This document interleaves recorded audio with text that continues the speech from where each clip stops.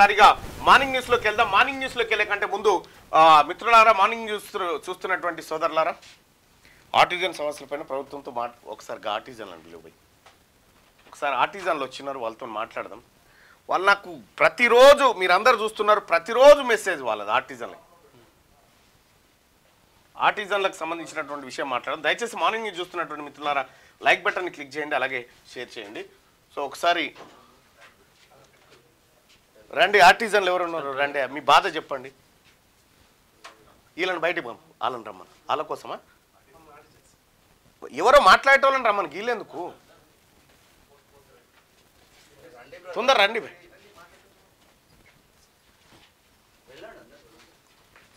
ఏంది మీ పరిస్థితి ఏం చెప్పండి, మీ బాధ ఏందో చెప్పండి సార్. మేము విద్యుత్ ఆర్టిజన్ కార్మికులము 23,667 మంది ఉంటుంది. మేము 2016 వరకు అంతకుముందు ఉద్యమం చేసాం. తెలంగాణ అంతకుముందు కూడా కాంట్రాక్ట్ కార్మికులను పర్మనెంట్ చేస్తాను కేసీఆర్ మా శివాల లెక్క మేము ధర్నాలు చేసినప్పుడు. అయినాక మేము యూనియన్ల ద్వారా అందరినీ మెమోరాండాలు ఇచ్చుకుంటా తిరిగినాం, ఎమ్మెల్యేలకు అందరికి. అప్పుడు తిరిగినాక చేస్తామని చెప్పని మమ్మల్ని ఏం చేశారంటే, మేము యూనియన్లతో చేయకపోయినాక అందరు యూనియన్లు కలిసి ధర్నాలు టీటాప్కి ఏర్పాటు చేసినాం సార్. చేసినాక వరంగల్ ధర్నాతోటి కొంచెం దిగచ్చి పూర్తిగా మీరు ఏం ధర్నాలు చేయకూరు, ఏం చేయకూరు, సమ్మెకు పోకూరు అని పిలిచి చర్చలు చేసిండు సార్. చేసి 22/7/2017 రోజు మాకు ఒక ఆర్డర్ ఇచ్చిండు సార్. ఏమనంటే టీటాప్ తోటి అగ్రిమెంట్ ఇచ్చిండు సార్. అగ్రిమెంట్ ఇచ్చేసి మమ్మల్ని ఏం చేశారంటే,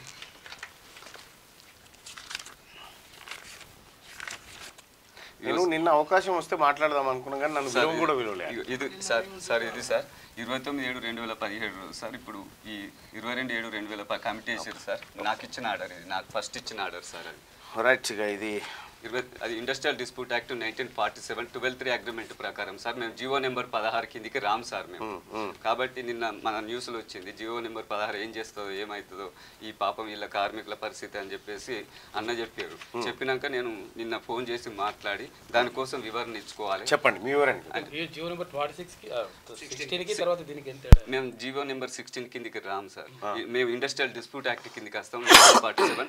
ఆల్రెడీ ఏంటంటే 12(3) అగ్రిమెంట్ ప్రకారం చేసుకొని మమ్మల్ని రెగ్యులర్ చేసుకోవడానికి ఈ ఇండస్ట్రీకి పనికొచ్చేటోళ్ళు. అయితే 12(3) అగ్రిమెంట్ ప్రకారం చేసి మమ్మల్ని పర్మనెంట్ చేస్తామని చెప్పి 29/7/2017 రోజు మాకు ఆర్డర్ ఇచ్చారు సార్. ఏది 12(3) అగ్రిమెంట్ ప్రకారం ఇచ్చినాక తర్వాత ఏమైందంటే, ఆ రాత్రి కూడా సార్ వాస్తవం చెప్పాలనుకుంటున్నాం. ఆ రాత్రి ఏం జరిగింది అంటే, మమ్మల్ని అర్ధరాత్రి 12ంటికి పిలిచి ఆర్డర్లు ఇచ్చి రేపు కేసు పడతానని చెప్పుకుంటూ ఇచ్చారు సార్. ఇచ్చినాక తర్వాత తీసుకున్నాం, అయిపోయింది, కేసు పడ్డది. ఆ కేసును కూడా మేమందరం కార్మికులం కలిసి తలా ఇన్ని 3,000 2,000 వేసుకొని యూనియన్ల ద్వారా వాదించుకున్నాం, గెలిచినాం సార్. ఆ జడ్జిమెంట్ కాపీ కూడా మాకు అనుకూలంగా వచ్చింది సార్. కోర్టు కూడా జడ్జిమెంట్ ఏంటంటే, ఈ ఐడి యాక్ట్ ప్రకారం వీళ్ళని రెగ్యులర్ చేసుకోవచ్చు అని చెప్పేసి అప్పుడు వచ్చింది సార్. ఇది వారిని పర్మనెంట్ చేయొచ్చు. ఇండస్ట్రియల్ డిస్ప్యూట్ చట్టం పరిధిలోకి విద్యుత్ అవుట్సోర్సింగ్ ఉద్యోగులు వారిని పర్మనెంట్ చేసేందుకు యాజమాన్యంకు అధికారం ఉంది. ఉత్తర్వులు జారీ చేసిన హైకోర్టు ధర్మాసనం సార్. దాని ప్రకారం జడ్జిమెంట్ సార్. ఇప్పుడు కూడా కొంతమంది ఏమంటారంటే, అది కోర్టులో కేసు ఉన్నదని చెప్తారు సార్. ఇప్పటి వరకు కేసు లేదు, పెండింగ్, డిస్పోజ్ అయింది సార్. ఇది కూడా జడ్జిమెంట్ కాపీ సార్, మాకు అనుకూలంగా వచ్చింది సార్. ఓకే, ఇచ్చుకోమని అయినాక తర్వాత ఏం చేసారు అంటే సార్, వాస్తవంగా పర్మనెంట్ చేయడం ఇష్టం లేకనే కేసీఆర్ గారు ఏం చేసారు అని అంటే, మమ్మల్ని ఫస్ట్ ఈ కేసు గెలుతానమని ఇన్ఫర్మేషన్ రాగానే మా దాంట్లో ఉన్న కొన్ని సంఘాలను అనుసంధానం చేసుకొని వాళ్ళతోటి కమిట్మెంట్లో ఉండి ఏం చేశారంటే, మమ్మల్ని సమ్మెకు పంపించారు. ఆ పంపించినప్పుడు ఏమైందంటే, ఆ సంఘం కూడా సమ్మెకు పోవాల్సిందే.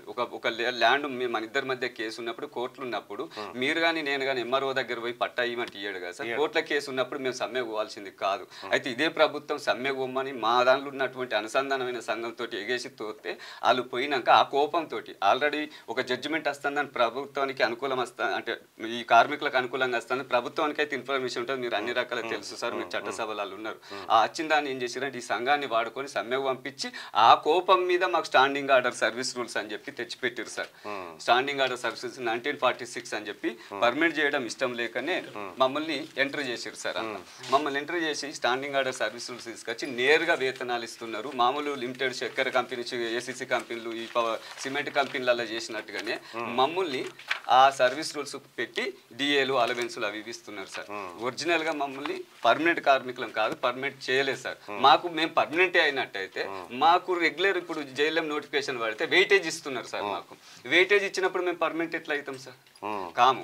అయితే దానికి మేము ఏమంటున్నాం అంటే ఇప్పుడున్న ప్రభుత్వం కూడా ఇప్పుడున్న ఉప ముఖ్యమంత్రి గారు, విద్యుత్ శాఖ మంత్రివర్యులు కూడా పాదయాత్రలలో ముఖ్యమంత్రి గారు కూడా పాదయాత్రలలో ఏమన్నారంటే మేము అధికారంలోకి వచ్చినాక పర్మనెంట్ చేస్తామని చెప్పారు. మేము ఇప్పటి వరకు వెయిట్ చేసినాం. చేసి శాంతియుతంగా వాళ్ళకు ప్రభుత్వానికి ప్రజలకు ఈ మీడియా ద్వారా వాళ్ళకు వేడుకోవడానికి కోసం మేము చిన్న చిన్న నిరసన కార్యక్రమాలు శాంతియుతంగానే చేసినాం సార్.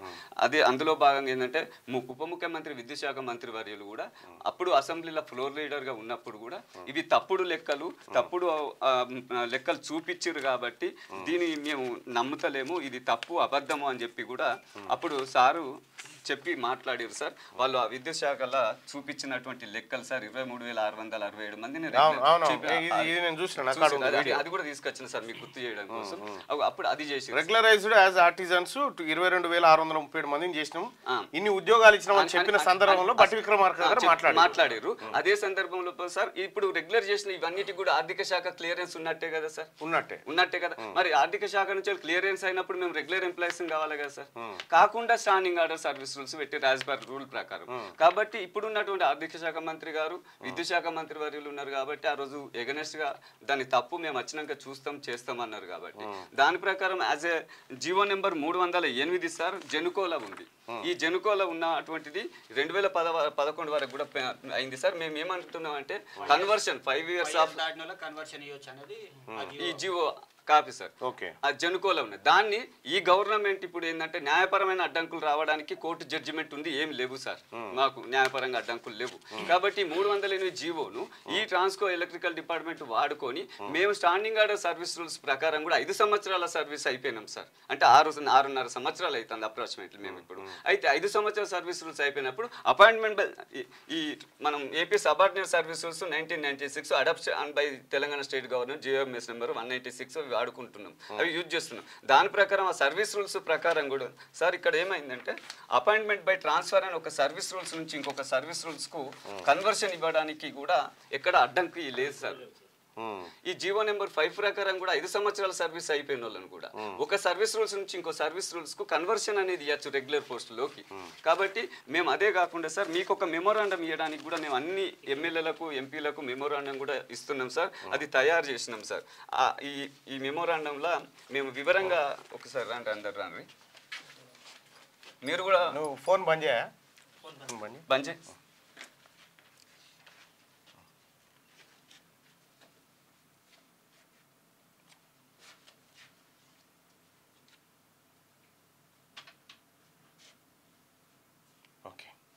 సార్ ఇలా రాసినాం సార్. ఇప్పుడు స్టాండింగ్ ఆర్డర్ సర్వీస్ రూల్స్ ప్రకారం కూడా సార్ మేము ఇవన్నీ జీవోలు కూడా ఇవన్నీ కూడా మీరు రేపు మండలిలో మాట్లాడాలి, దండం పెట్టి మిమ్మల్ని వేడుకుంటున్నాం సార్. దయచేసి మా బతుకులు చనిపోయారు సార్. నిన్న చనిపోతే సార్ బాయ్ సాబ్ వినండి, నేను మీ ఓనర్ కాదు, మీ జీతగాన్ని. నా కాలు పట్టుకోండి, బట్టి విక్రమార్క దగ్గర పోతే కూడా పోనిస్తలేవు. విషయం నేనేం చెప్తా ఉన్నానంటే మీరు ఎవరు కాలేలా పడాల్సిన పని లేదు. మేము మీకు ఓనర్లం కాదు, మేము మీకు జీతగాళ్ళము. మీరు చెప్పిన పని చేసే బాధ్యత మాది. దగ్గర రానిచ్చుడేంది భయ్? మీదే కదా ఈ రాష్ట్రం, మీదే కదా. మేము 5 ఏళ్ళు ఉంటాం పోతాం. అంటే నేనేమంటున్నా, ఇప్పుడు మీరు ఇచ్చినటువంటి అంశాన్ని నేను రేపు సభ స్టార్ట్ అవుతుంది, ఖచ్చితంగా సభ దృష్టికి తీసుకుపోతా, మంత్రివర్యుల దృష్టికి తీసుకుపోతాను. నేను ఆల్రెడీ ఇదే విషయాన్ని నేను పుస్తకం చేతిలో ఉండి చెప్తున్నా. ముఖ్యమంత్రి గారి దగ్గర పోయి ముఖ్యమంత్రి గారు నేను ఇద్దరమే కూర్చొని సార్ ఆర్టిజన్ల విషయం ఏం చేద్దాం అని అడిగితే ముఖ్యమంత్రి గారు అన్నాడు అదొకసారి బట్టి గారితో మాట్లాడి మనం ఒక కంక్లూజన్ తీసుకొద్దాం అనేటువంటి మాట ముఖ్యమంత్రి గారు చెప్పిండు. ఆయన చాలా సానుకూలంగా ఈ అంశాన్ని విన్నాడు. నేనే పోయి మాట్లాడినా, స్వయంగా చెప్తా ఉన్నా. నేను పోయి వేరే ఏముండయి, నాకు ఈ ప్రజా సమస్యల మీదనే మాట్లాడుతూ ఉంటా ముఖ్యమంత్రి గారితో. ఆయన కూడా నాకు ఎక్కువ సమయం ఎందుకు ఇస్తారంటే ప్రజల సమస్యలు తీసుకొస్తాడని ఇస్తారు. అందుకోసమే నేను మరొకసారి, ఆల్రెడీ ముఖ్యమంత్రి గారి దృష్టిలో ఉంది, మరొకసారి ముఖ్యమంత్రి గారి దృష్టికి తీసుకుపోతా. రెండోది మండలిలో ప్రస్తావిస్తా. మీకు న్యాయం జరగాలని నా వైపు నుంచి నా 100% ఎఫర్ట్స్ పెడతా సార్. ఇంకొకటి సార్, ఇప్పుడు స్టాండింగ్ ఆర్డర్ సర్వీస్ రూల్స్ అనేది మాకు ఇంప్లిమెంట్ చేశారు సార్. ఆ స్టాండింగ్ ఆర్డర్ సర్వీస్ రూల్స్ ప్రకారం కూడా సార్ 4 ఆపరేటర్లను ఒక వాచ్మెన్ ఉండాల్సింది మమ్మల్ని ఒక సబ్ స్టేషన్కు. అందులోకి ఏం చేశారు సార్, 2 నుంచారు సార్. ఇద్దరు ఆపరేటర్లను తీసేసారు, ఒక వాచ్మెన్ తీసేసి ఇద్దరితోటి చేపిస్తున్నారు సార్.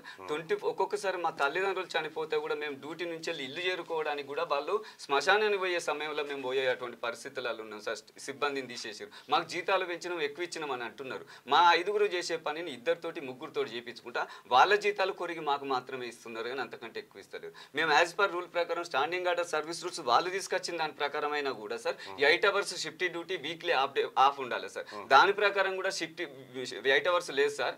తర్వాత వీక్లీ ఆఫ్ లేదు. మేము ఎంత అంటే సార్ అందులో రాసిన సార్ మేము ఓవర్ టైం చేస్తాను. మరి అదే స్టాండింగ్ ఆర్డర్ సర్వీస్ రూల్స్ ఇప్పుడు మీకు సెట్ మొత్తం ఇస్తారు సార్. అందులో ఏముంది అని అంటే పండగల వెన్సులతో సహా ఇవ్వాలని ఉన్నది సార్. మాకు పండగల వెన్సులు అవి లేవు సార్. మాకు లివులు ఇస్తారు సార్. 10 లివులు ఇచ్చిన వాళ్ళకి కదా అని చెప్తున్నారు, మీరు అందరు వింటున్నారు సార్. లివులు ఇస్తే ఇప్పుడు మన 3 డ్యూటీ చేస్తుంటే సార్, నేను డ్యూటీకి రాకపోతే మీరిద్దరే నా డ్యూటీని పంచుకోవాలి, మీకు ఓటు ఇచ్చేది లేదు. ఇక అందుకని మేము లివులు పెట్టుకోకుండా నేనో రోజు నువ్వో రోజు అని చేస్తాను సార్. మీరు ఒక్కొక్కరు ఏమంటుంటారు అంటే ఇవాళ ఉన్నటువంటి పరిస్థితుల్లో మా నాయకులు, మా ట్రేడ్ యూనియన్స్, ప్రధాన కార్మిక సంఘాలు ఏమంటున్నాయంటే మీరు అందులో పోయి సబ్ స్టేషన్లో సపరేట్గా అంటారు అని అంటున్నారు సార్.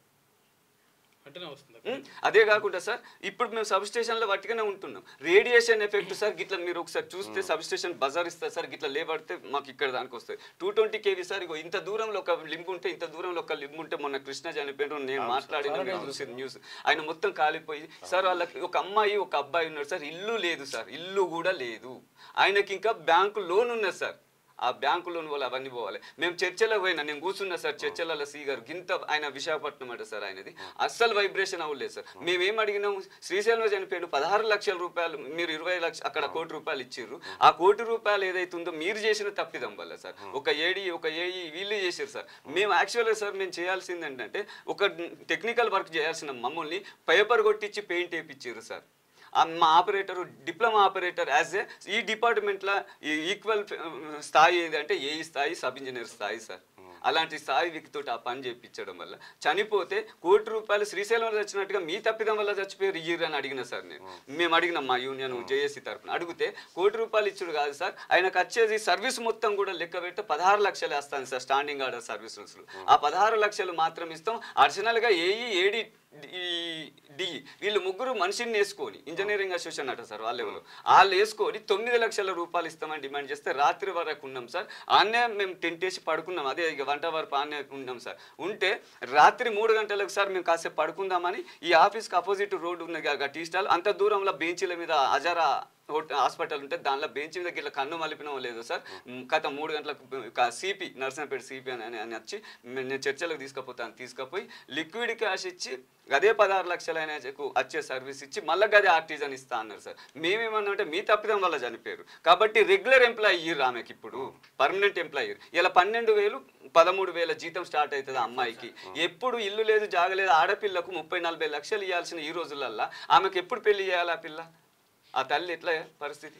సరే అన్న, ఇప్పుడు నా దృష్టికి తీసుకొచ్చారు. ఆల్రెడీ నేను ఈ విషయాన్ని మీరు ప్రతిరోజు పెట్టేటువంటి కామెంట్లని నేను ముఖ్యమంత్రి గారి దగ్గర ఇదే చెప్పిన సార్. ప్రతిరోజు వాళ్ళు కామెంట్ల రూపంలో వాళ్ళ నిరసన, వాళ్ళ ఆవేదన తెలియజేస్తూ ఉన్నారు.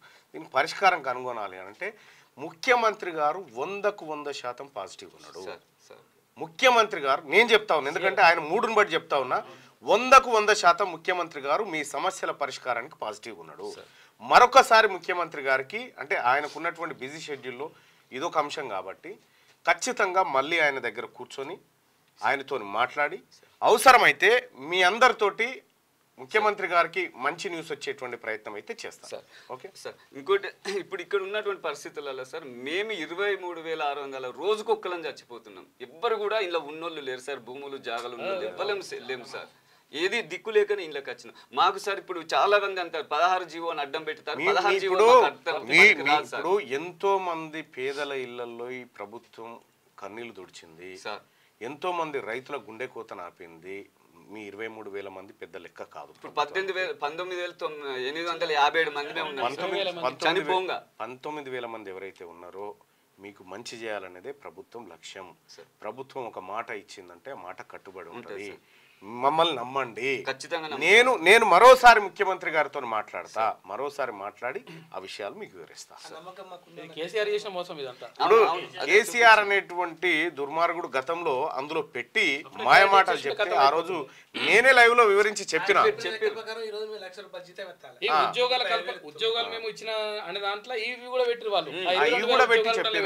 సో దాన్ని ఆ రోజు మా ప్రతిపక్ష నాయకుడు బట్టి విక్రమార్క గారు మాట్లాడారు, నేను కూడా మాట్లాడినా, ఇక్కడనే మాట్లాడినా ఇవి తప్పుడు లెక్కలని చెప్పి మాట్లాడడం జరిగింది. సో నాకు దాని పట్ల కొంత అవగాహన ఉంది బాయ్ సాబ్. నేను ఖచ్చితంగా దాని విషయంలో ముఖ్యమంత్రి గారితో మాట్లాడతా. ఓకేనా? ఇంతవరకు మా హామీ.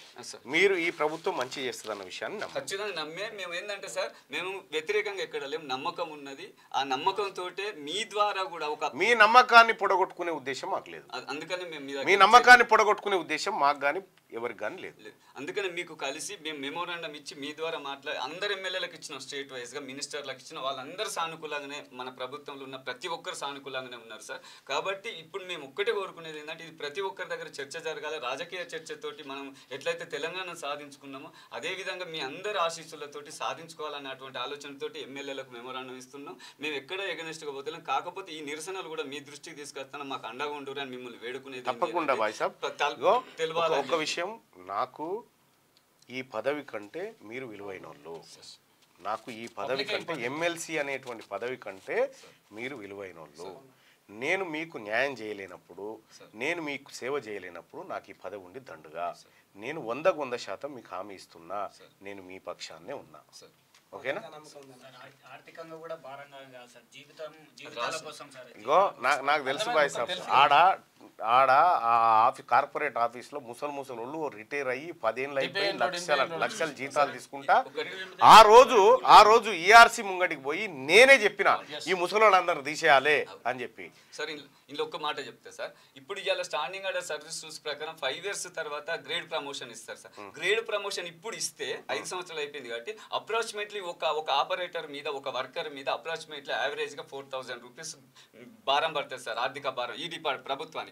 అయితే అది 20,000 మంది అయినా 2,4,8 కోట్లు 12,896 100 కోట్ల భారం పడతాయి సార్. మమ్మల్ని ఇవాళ జేఎల్ఎం కన్వర్షన్ ఇచ్చినట్టయితే మేము 3 సంవత్సరాల వరకు జేఎల్ఎంకు పోతాము, ఇదే బేసిక్ యావరేజ్ జీతాలు తీసుకుంటాం, ఆర్థిక భారం పడదు కాదు. ఇంకోటి మేము రెగ్యులర్ ఎంప్లాయీ కిందికి పోతాం సార్. ఇవాళ ఇంకోటి ఏంటంటే స్టాండింగ్ ఆర్డర్ సర్వీస్ రూల్స్ ప్రకారం ఉంటే మేము రెగ్యులర్ ఎంప్లాయీస్ కాదు. రేపటి భవిష్యత్తులో ఇక్కడ నష్టపోయి ఆర్థిక భారం ఎందుకు నష్టపోతారు మరి మీరు ఏంటంటే నష్టపోతాను అని అంటే మేము రెగ్యులర్ ఎంప్లాయీ కిందికి వస్తాం సార్. ఇవాళ స్టాండింగ్ ఆర్డర్ సర్వీస్ రూల్స్ లో నేను ఇప్పుడు చనిపోతే సార్, నా కొడుకు డిప్లొమా బీటెక్ ఎంటెక్ చేసి వచ్చినా కూడా ఆర్టిజన్గా పుట్టి ఆర్టిజన్ చనిపోవాలి. ఇంటర్నల్ టెస్ట్ రాసి వాడు ఆఫీసర్ కావడానికి ఎలిజిబిలిటీ లేదు సార్.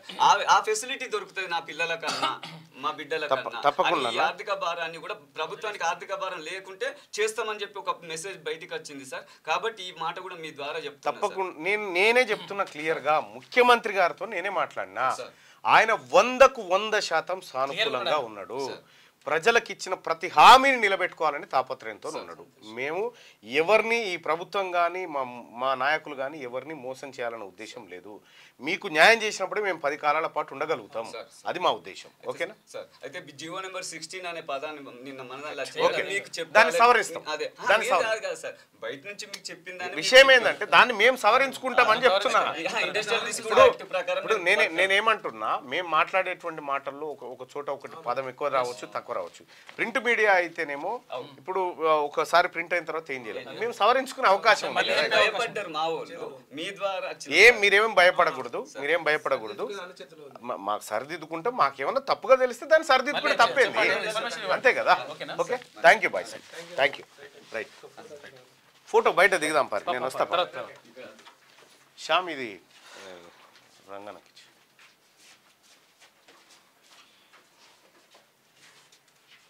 అన్న రేషన్ కార్డులు లిపిని అన్న రేషన్ కార్డు లేక చస్తారు అని చెప్పారంటారు. రేషన్ కార్డుల విషయంలో